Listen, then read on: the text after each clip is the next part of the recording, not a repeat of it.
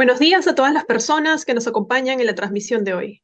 Se encuentra con nosotros el doctor Percy Castillo, adjunto para los derechos humanos y las personas con discapacidad de la Defensoría del Pueblo. Saludamos también a Ena Espinosa, intérprete de lengua de señas.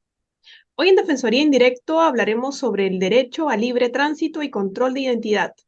Si tienen alguna consulta, pueden dejarnos sus comentarios que los responderemos en vivo. Buenos días, doctor Percy. Buenos días.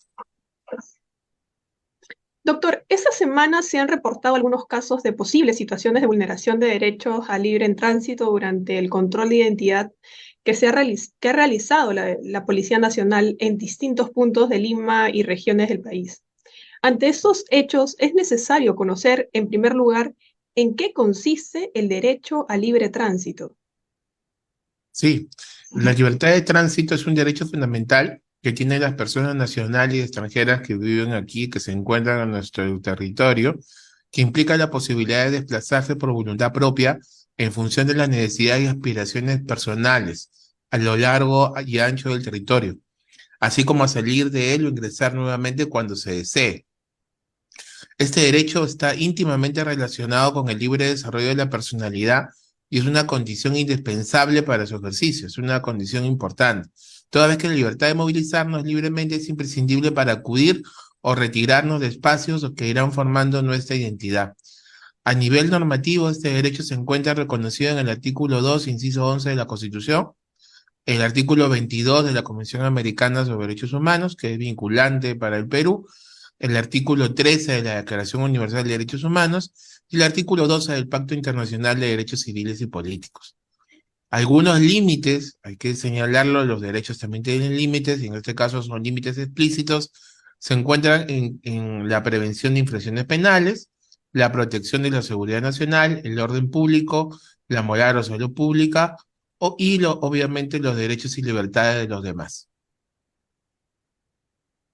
Doctor, coméntenos en qué consiste el control de identidad y en qué ocasiones debe realizarse. El control de identidad es una diligencia que se encuentra a cargo de la Policía Nacional y se realiza sin orden fiscal o judicial. Consiste en el requerimiento de identificación personal que se realiza de la ciudadanía. Se le pide un DNI o otro documento expedido por autoridad pública, que puede ser licencia de conducir, carnet universitario, o en el caso de personas extranjeras, se les solicitará carnet de extranjería o pasaporte con la finalidad de realizar comprobaciones. El control de identidad debe realizarse cuando sea necesario para prevenir un delito o para obtener información relevante para investigar un hecho punible, es decir, siempre con fines preventivos o investigativos. Para tener un mayor detalle de esa diligencia a cargo de la Policía Nacional, explíquenos cuál es el procedimiento en específico. En primer lugar, el agente de la policía, el efectivo policial, requerirá la identificación del ciudadano cuando lo necesite para fines preventivos o investigativos del delito. Y esto hay que dejarlo claro. No se trata de una voluntad libérrima que quede al absoluto arbitrio. Se trata de fines preventivos o investigativos del delito. Cuando se formule este pedido, el ciudadano deberá exhibir su DNI u otro documento de identificación. Asimismo, el ciudadano tiene derecho a pedir que el policía interviniente se identifique y le señale su nombre y a qué dependencia policial, en qué dependencia policial trabaja. En caso de no contar con el DNI, el policía debe dar las facilidades para encontrarlo. A veces las personas pueden olvidar dónde tienen el DNI, ¿no? En el momento donde son requeridas, pudiendo incluso en ese momento que se realiza la intervención, la autoridad policial, utilizar los medios electrónicos conectados al RENIET como el lector de huellas dactilares, por ejemplo, permitir también que la persona realice llamadas telefónicas para que lo ubiquen el documento de identidad o incluso conducir, el agente policial podría conducir a la persona hasta el lugar donde está el documento de identidad. Cuando el ciudadano acredita su identificación, el policía, la autoridad policial deberá justamente permitir que se aleje y siga el rumbo que la persona considere. Sin embargo, y solo cuando hay un motivo fundado que permita vincular a la persona con un delito, el policía podrá registrar su vestimenta, equipaje o vehículo. levantando acta correspondiente. Si tras ese registro se advierte la vinculación de un delito, obviamente se producirá la detención. Remarcamos que el registro personal o vehicular solo se realiza cuando exista motivo para vincular al ciudadano con un delito, ¿no? Esto entonces es diferente al primer supuesto. El primer supuesto lo solicita para fines investigativos o preventivos. Tenemos que enseñar el documento de identidad o otros documentos. Pero cuando se quiere hacer registro vehicular o personal, ya tiene que existir una vinculación entre la persona intervenida y el hecho de que la persona pudiera estar investigada a un delito, ¿no? Vinculada a un delito. Por otro lado, si el ciudadano no exhibe el documento de identificación o este genera dudas sobre su autenticidad, podrá ser trasladado a la comisaría más cercanas con fines exclusivos de identificación, levantándose el acta de control de identidad pertinente.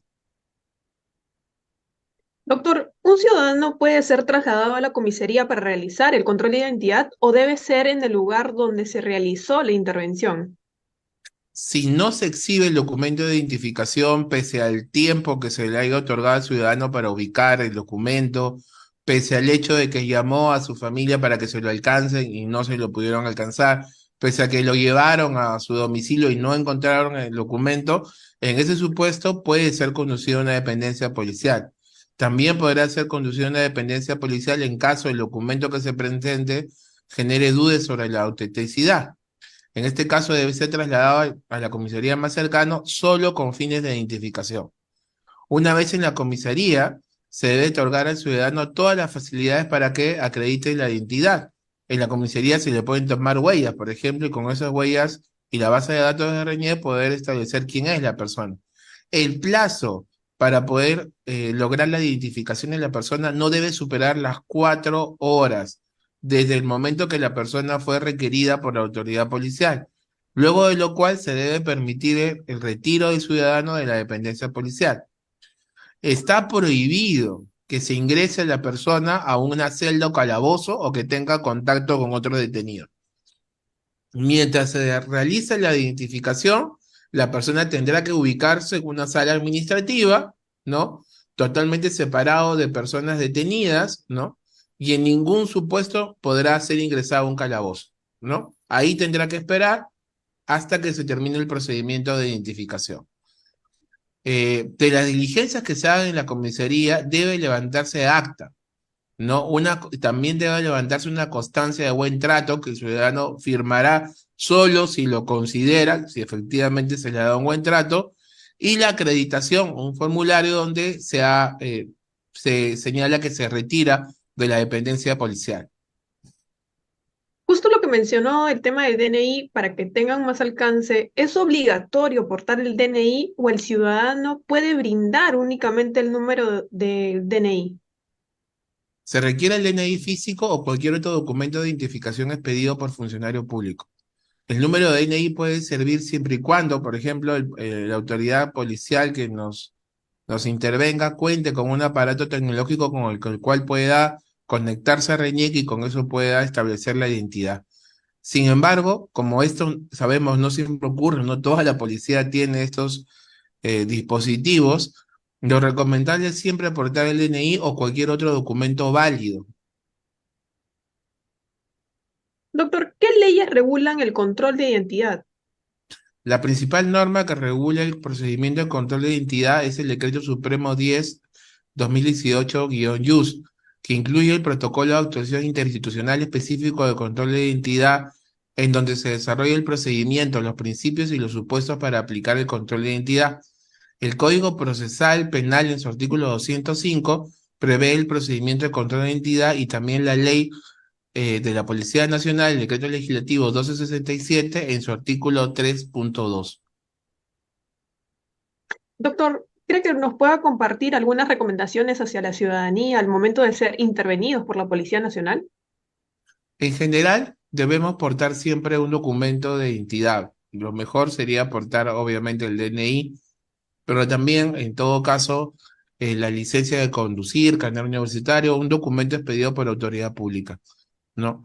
Ahora, si somos objeto de una control de identidad, tenemos que estar conscientes que se pueden solicitar otros documentos entonces para identificarse, ¿no? Y estar llanos a que se utilicen medios electrónicos en este procedimiento, como en este caso los lectores de huellas dactilares, ¿no?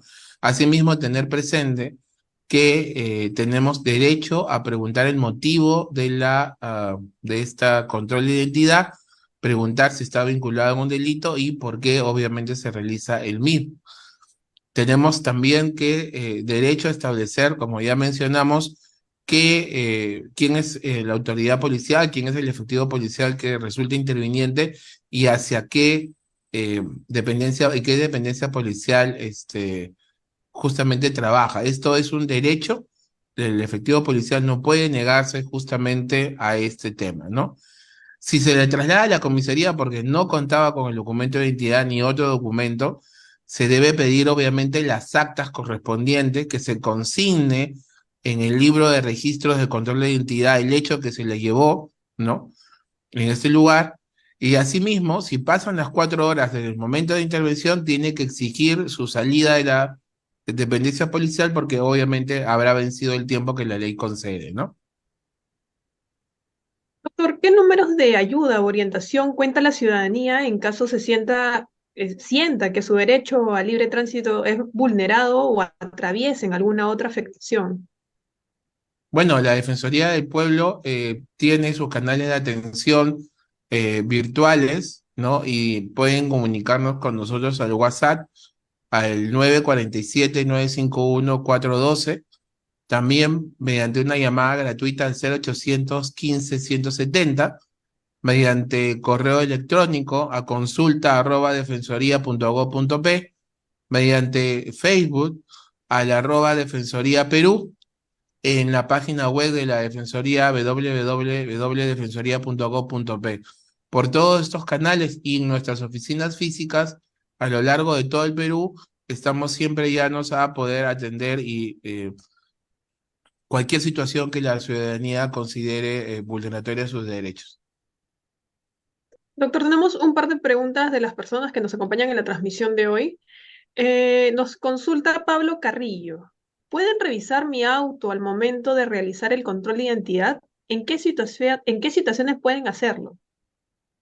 Como hemos dicho, solo cabe el control vehicular, la revisión o registro vehicular, cuando ya exista un motivo que pueda ser expresado por el agente policial que vincula a la persona con la comisión de un delito, ya un delito concreto, ¿no? No, el registro vehicular no es un aspecto que pueda hacerse con esa facilidad. El control de identidad puede ser, reiteramos, un fin preventivo o investigativo de un delito, pero ya el registro personal o vehicular requiere que a la persona se le vincule con un hecho delictivo concreto. Si no existe esa vinculación, no, el efectivo policial no debería realizar este control o este registro vehicular. De hacerse, el ciudadano tiene derecho a quejarse, a quejar a este efectivo policial, a presentar contra él una denuncia ante los canales de la policía y también, obviamente, por medio de la Defensoría del Pueblo. Tenemos otra pregunta de Saulo Acosta. Durante las marchas han colocado rejas por distintas partes del cercado de Lima, vulnerando el derecho a libre tránsito. ¿Eso está permitido? Ya no se puede transitar con tranquilidad. El derecho al libre tránsito, justamente como señalamos, admite restricciones que tengan que ver justamente con el mantenimiento de la seguridad nacional y el orden público. Lo que hay que entender que estas restricciones no deben limitar por completo la posibilidad de la población, de la ciudadanía en su conjunto, a ejercer el derecho a protestar, ¿no? Es posible colocar salvaguardas para proteger ciertas instalaciones o ciertas entidades de gobierno, sí, pero en ningún sentido entender que la ciudadanía no puede desplazarse por otros espacios públicos. Muchas gracias, doctor Percy. Esas han sido todas las preguntas por el día de hoy. Esperemos tenerlo en una próxima oportunidad. De igual manera, Aina Espinosa, intérprete de lengua de señas. Agradecemos a las personas que nos han seguido durante la transmisión el día de hoy y recuerde que pueden comunicarse con la Defensoría del Pueblo a la línea gratuita 0815-170 para presentar su queja o consultas ante la vulneración de sus derechos fundamentales. Hasta la próxima. Claro.